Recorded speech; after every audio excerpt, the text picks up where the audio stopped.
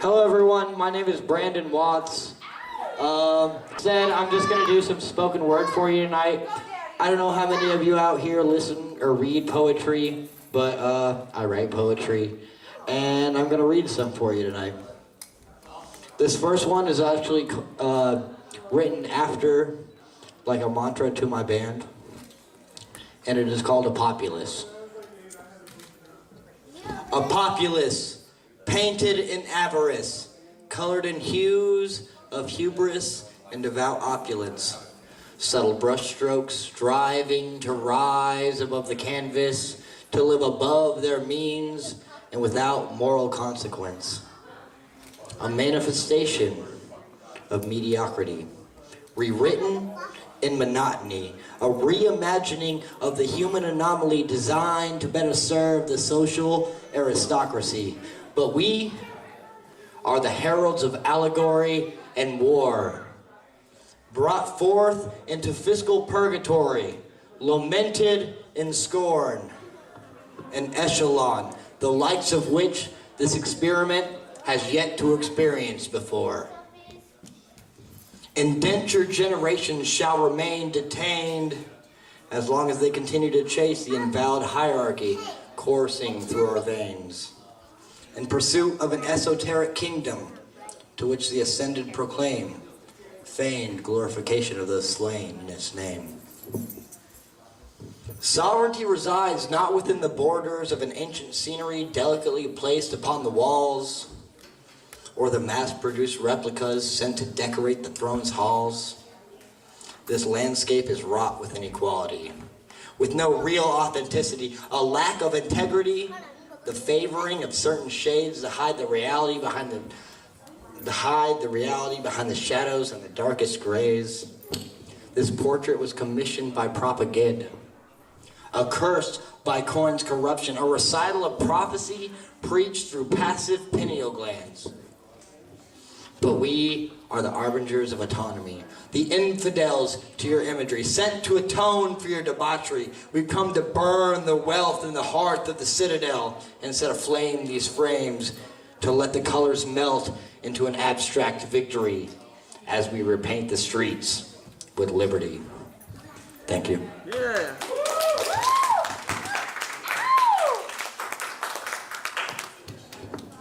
This next one is called Surname, and it is basically about how I identify with my last name. And my last name is Watts, for any of you who don't know, and if you don't know what Watts is, it's a unit of measurement for electricity. And this one is about storms. The distant rumbling dictates something deep inside of myself. Some unnatural calling, some undisciplined calling, some indistinct nature buried within. And although I've imprisoned these desires with each thundering roar, it rattles these cages ever so slightly more. It haunts my cerebral core, an impartial detour. The atmosphere screams in archaic atrocities, ancient tongues wailing in a discordance of obscenities. A primordial pulsing resonates in deliberate timing, unearthing nature's wrath in the intricacies of lightning. This electricity embodies me in constant mockery. Each new flash of light, another harrowing slight, another welcome contrast to the pervasive night. And as the rain echoes against the pavement in solemn refrain, I begin to recognize the irony in my surname. An inner context as chaotic as the atmosphere. A carnal connection with nature's aggression, an archetype of unbridled passion, a paradigm, an ideal.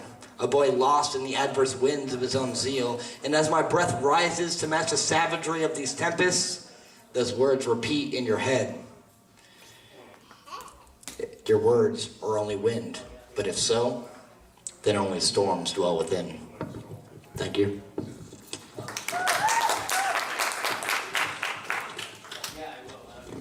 What's up, Mark? Ready? We're going to toss a little accompaniment with this, so if I stumble a little bit, it's just because I'm trying to match the beat. I haven't really worked with accompaniment in my poetry, but Well, I guess I have because I have a band, but... He's a liar. We've done this for 10 years. That's a fucking lie. He's a dirty liar. It's fine. All right. This next one is called Turn a Phrase. How graciously she could turn a phrase in on itself. Some stoic expletive that blankets the room like a thick fog, permeating the air until it's too difficult to breathe. A cynic's expression of futility.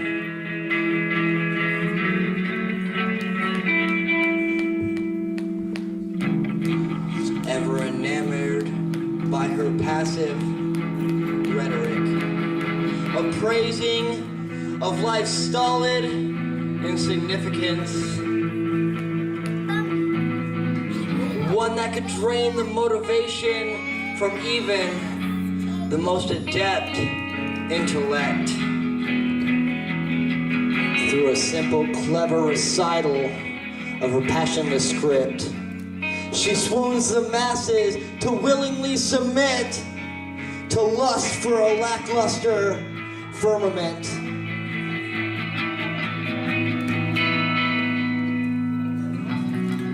She preaches the integrity and subtlety, the validity of anonymity, the virtue in consistency, a life unmoved by nature, uninhibited by emotional pleas. She vilifies the intensity and ecstasy,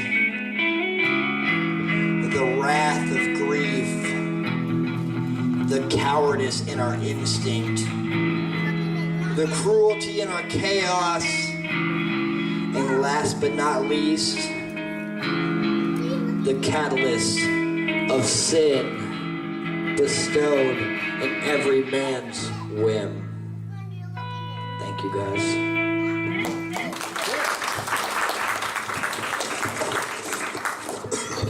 You're too close. Right there. Right. This next one is called Watch With Me.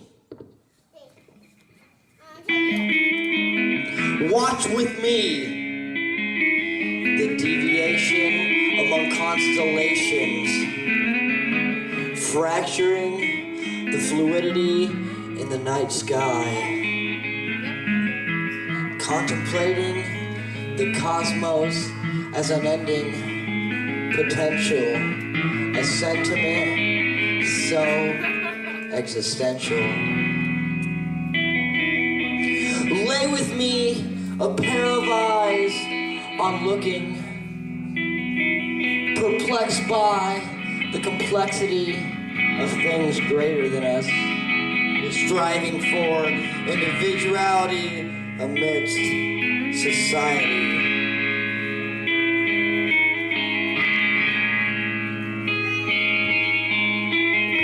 Share with me a verbose explanation of the furthest extents of your imagination, and even through a multitude of misconceptions, we'll decipher our rampant thought, and through each other's we shall be taught.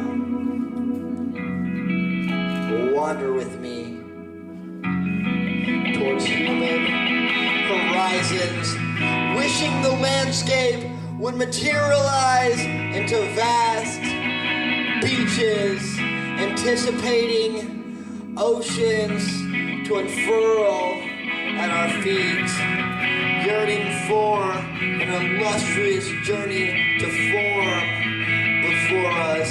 And for now, I'll have to use my imagination as best as I can, because I'm afraid it'll all mean nothing if I cannot hold your hand.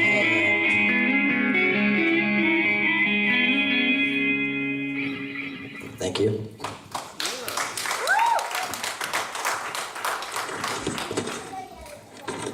This one's actually a new one.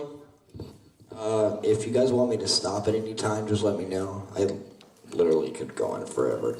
But this next one is called A Poster Child. And this one is dedicated to my girlfriend, Kalis. Sorry. Alright, start it off, Mark.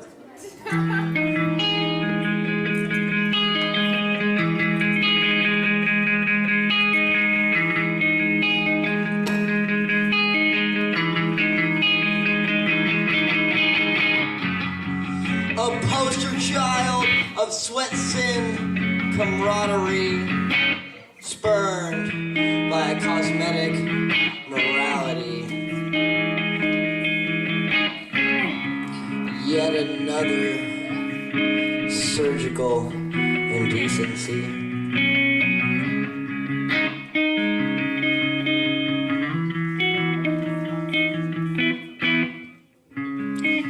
The vacant grimace on the pontiff's face, a frolic lace with the inebriate's illicit embrace. Sedation brought on by the sway of her sacred waist, so full of grace that even the clergy lines up for a taste. They beg her to surrender her every splendor, of her every mystic gesture, to censor her reckless endeavors to oppress her internal architecture for fear of it becoming too off kilter. They use any countermeasure to cut short her adventure, to lure and ensnare her entropy into their beds, tethers.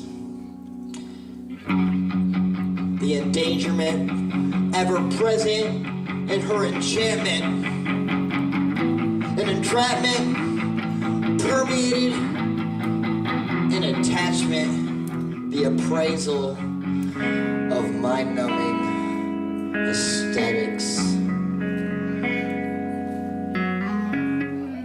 a totemic representation of a reoccurring epidemic.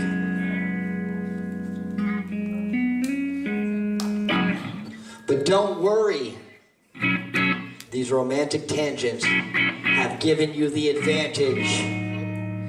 Eerie, obligatory confessions from a botched clairvoyance, fleeting recollections of a rebellious adolescence have equally skewed this frame of reference. A redirection of my gradual convalescence, a relapse into my passive codependence, a clamor induced by my superstitious elements in your elegance. So please, baby, just realize the incessant depths of my pen strides to inspire desire from those inkwell eyes.